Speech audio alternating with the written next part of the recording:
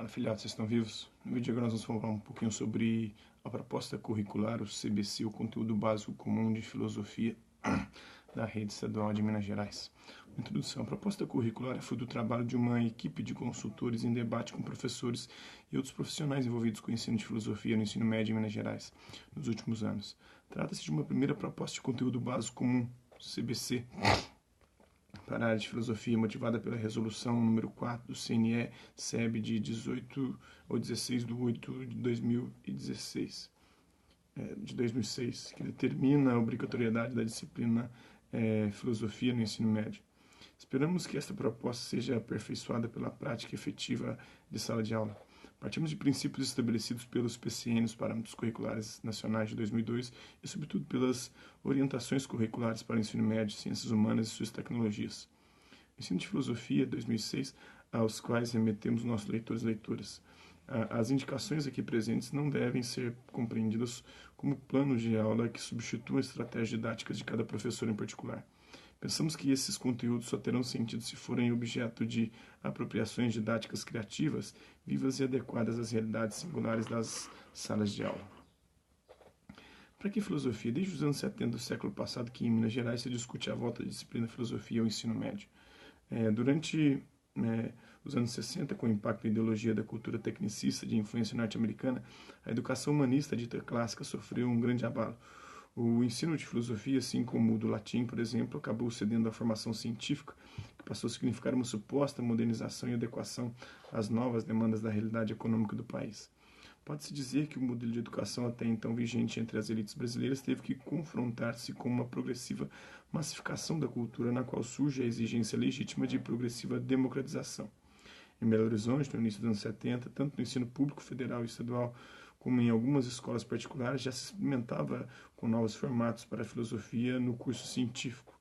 Nestes últimos 30 anos, a prática do ensino de filosofia e a reflexão sobre suas condições de realização amadureceram em geral em debates teóricos vitais que nós, educadores, devemos assumir ao mesmo tempo como desafios e estímulos. Entre eles, vale mencionar a oposição entre o qualitativo e o quantitativo em educação, o conflito entre conteúdos e competências, a tensão entre profissionalização e formação para a vida, entre elitização e massificação, a necessidade de se optar entre generalidades e a especificidade dos conhecimentos, etc. Certamente são problemas que merecem uma precisão adicional e, como sempre no campo da filosofia, vale a pena pensá-los de frente para termos a experiência concreta de sua relevância. O ensino de filosofia, pensado agora no contexto fortemente pragmático do treinamento profissionalizante, se vê paradoxalmente obrigado a renovar-se, o que não é necessariamente ruim, uma vez que, como sabemos, o filosofar sempre alimenta-se de sua negação.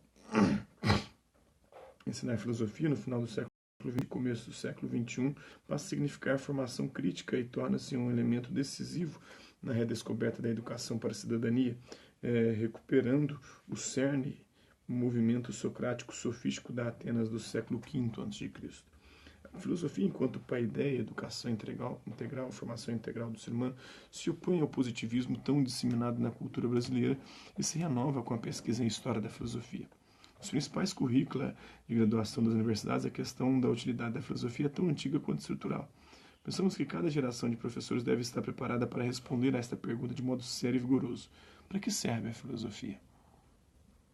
Seja nos anos 70 do século XX, no Ministério da Educação em Brasília, seja no início do século V a.C., na ágora da antiga Atenas, a mesma questão é retomada obstinadamente, ou seja, a pretensão filosófica ao saber tem que legitimar sua inserção na cidade perante os saberes técnicos e utilitários que predominam na mentalidade operante da construção material da vida comum, assim como da racionalidade eficaz da vida política e jurídica. Retomamos o tema pelo viés socrático. A prática do filosofar vale não só pelo bem em si que ela significa, mas também pelos resultados que proporciona. Está na República.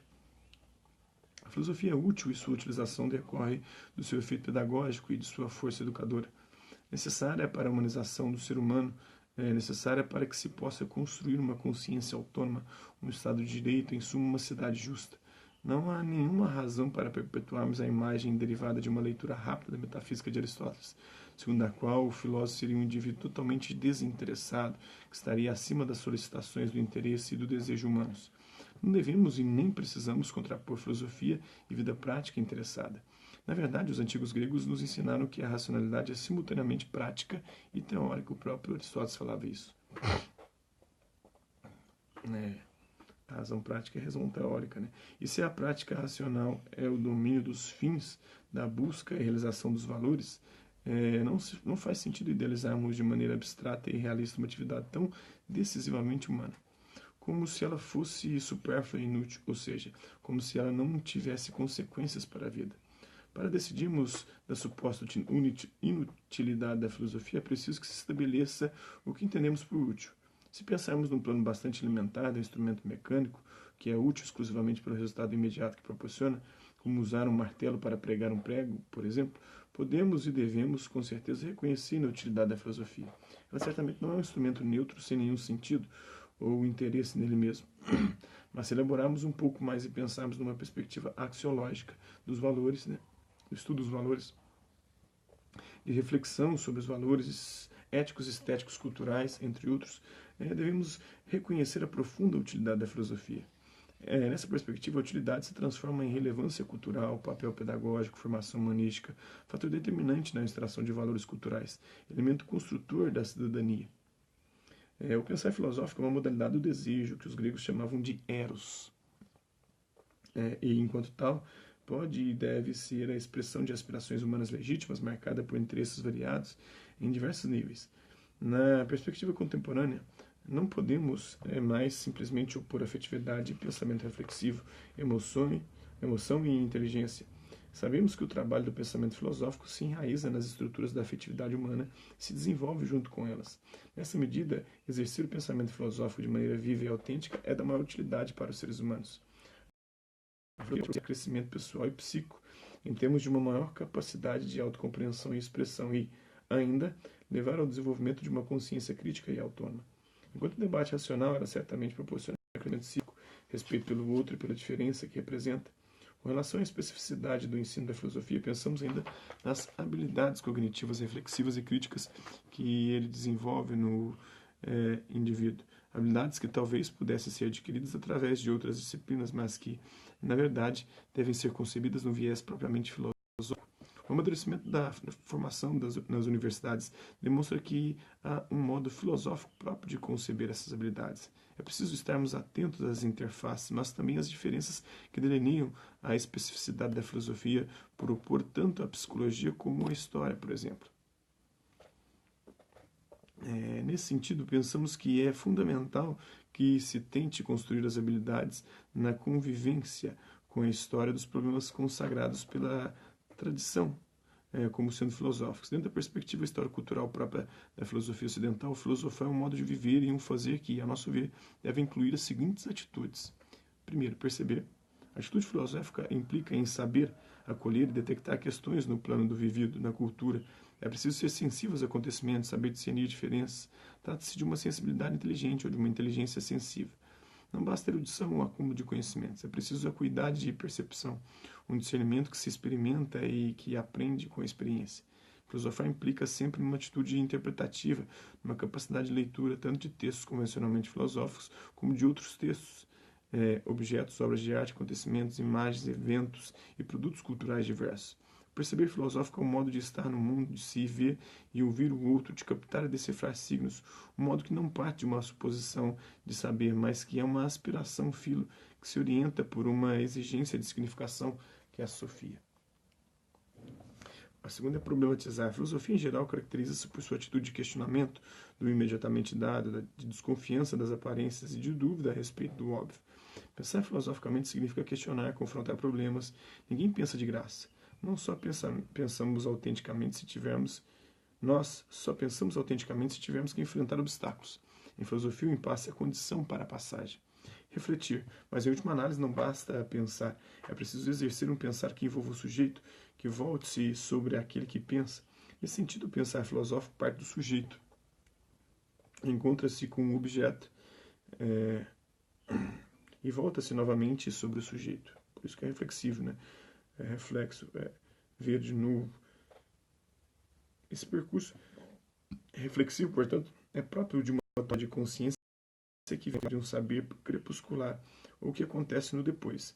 Nesse sentido, pensar filosófico é especular, implicação do sujeito no problema a ser pensado.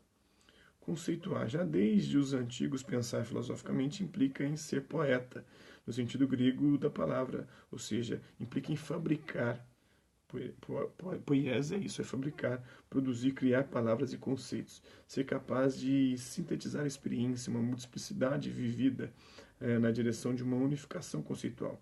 Essa capacidade sintética significa pensar de modo criativo, percebendo e produzindo cultura, inteligência e pensamento. E também argumentar. A capacidade de argumentar é uma habilidade igualmente essencial.